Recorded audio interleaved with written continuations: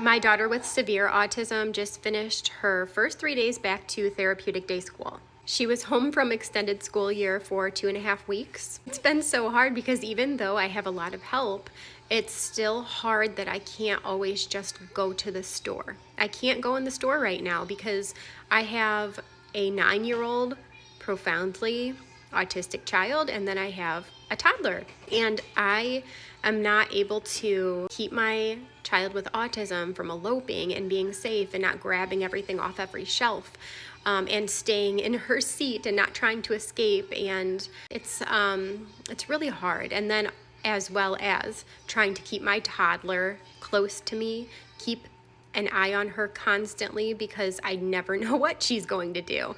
Run off or run into the street. We're just not there yet where I can trust that she'll stay with me and not see something and want to like run off. And I'm that mom that watches their kids like hawks when we're out in public. I don't take my eyes off them for a second.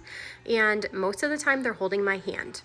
Even if I'm like at a store browsing, I will not take my eyes off them unless they're in the cart in front of me and I'm like holding their hand. So we've been in the house a lot, and it's been really hard not being able to have that freedom. If you forget something at the grocery store and you can't get it like with Target 2-hour pickup, then you just can't have it. You have to wait until somebody is there to help you so you can run into the store, or you can do an order pickup for the next day. There's no time for yourself, obviously. I'm overstimulated. I'm trying to get back on track because my whole house feels like it's been flipped upside down and emptied out. I haven't been sleeping because my kids aren't worn out like they should be, because we're all like trapped here, and there's only so many things that you can do that are new every single day, and it's only me, and it's really hard to wear out my kids when I have to focus on one of them the most. There's only so much of me to go around. I can't even get into a routine because it all depends on how my kids are going to behave that day or be capable of getting through a task. Sometimes I lose like every bit of energy I have by like just before lunchtime because of not sleeping through the night, because they're waking and I have to do diaper change and potty breaks and all of that through the night.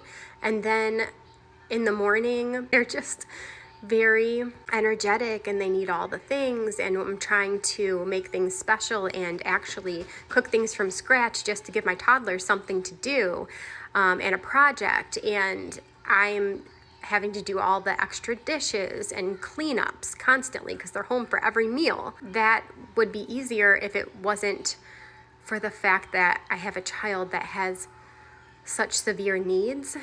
And I know the moms that go through this or the dads that go through this know exactly what I'm talking about, because it's not like you can just get through anything easily. You have to stop what you're doing like every 30 seconds to check in on them and make sure everything's okay. You have to stop and take them to the potty.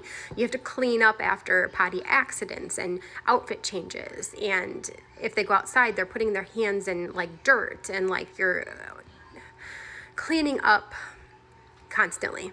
And this is for a 9-year-old child. This isn't like an average child. This is a child that is bigger and has more strength and more awareness, and you're trying to keep up day in and day out.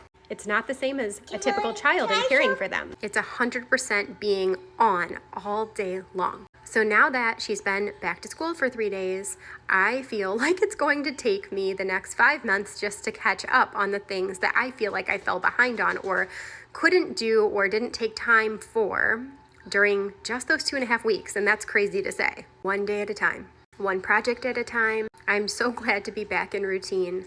But at the end of the day, I'm that mom that is always going to take the hard route, because that's usually the route I see as best for my children. I'm going to do everything I can to make sure that what is best is going to get done. And most of the time that means sacrificing myself, and it's not great that it has to be that way. But I'm just one of those people that can't see it any other way. Because one day my toddler is going to be older, she's going to be more independent, and I hope that may be more helpful. And we're going to be out of this phase at least. And it's all going to be worth it one day. And she's going to see that. And I'm going to be glad I put in all of this work. But until we get to that time, it's very hard when you have a very young child and a special needs child. So I'm just waiting for that time to come, but trying not to wish the time away at the same time. Keep going. If you're in this situation, keep going.